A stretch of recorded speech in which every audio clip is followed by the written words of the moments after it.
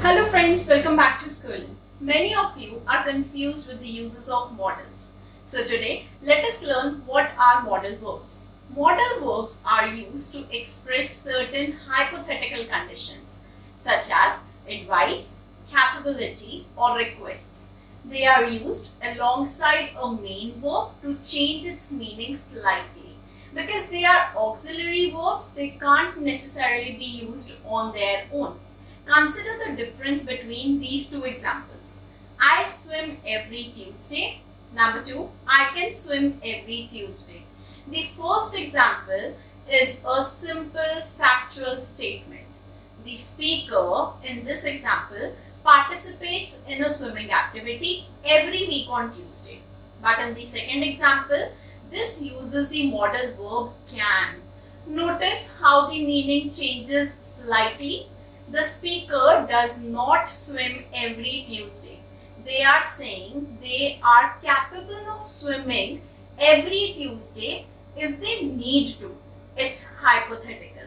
Modal verbs are quite common in English and you have probably seen them hundreds of times without actually knowing their name. The most frequently used ones are can, may, might, could, should, would, will, and so on. Must as well. When are modal verbs used now?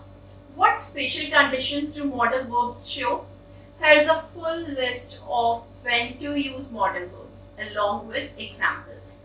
So the number one is it is used for likelihood, showing likelihood. Some things seem likely, but we don't know for sure. In these cases, you can use the modal verbs should and must to show probability without certainty. Her parents must be so proud. My baby brother should be asleep by now. Moving on to next is possibility. In situations when something is possible but not certain, use the modal verbs could, may or might. Judging by the clouds, it might rain today. She may become the youngest pro soccer player ever. Next up we have is ability. The modal verb can show whether or not the subject is able to do something, such as perform an action or demonstrate an ability. Likewise, the negative form cannot or can't shows that the subject is unable to do something. She can speak 3 languages but none of them well. You can lead a horse to water but can't make it drink. Next up is for asking permission. If you want to ask permission to do something, start your question with can, may or could. Traditionally, in more formal and polite usage, may is better for permission. If you ask, can I go to the bathroom? It could be misinterpreted as, do I have the ability to go to the bathroom? However, in modern usage, may and can are both perfectly acceptable options when describing possibility or permission. May I leave early today? Could I play too? With a question mark. Moving on to next use is to make a request. Similarly, if you want to ask someone else to do something, start your question with will, would, can or could. Would you get that box off the top shelf? Will you turn that music down?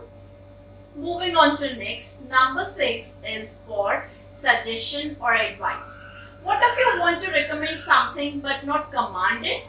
If you are giving suggestions or advice without ordering someone around, you can use the modal verb should. You should try the lasagna. That guy should wear less cologne. Next, it is also used to give command.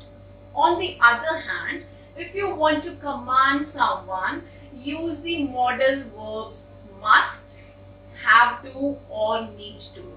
You must wash your hands before cooking. You need to be here before 8.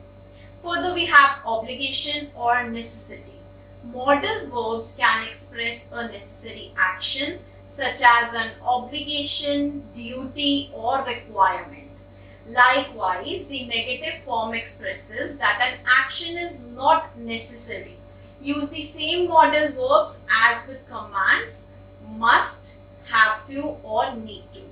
We have to wait for our boss to arrive before we open. You don't need to come if you don't want to.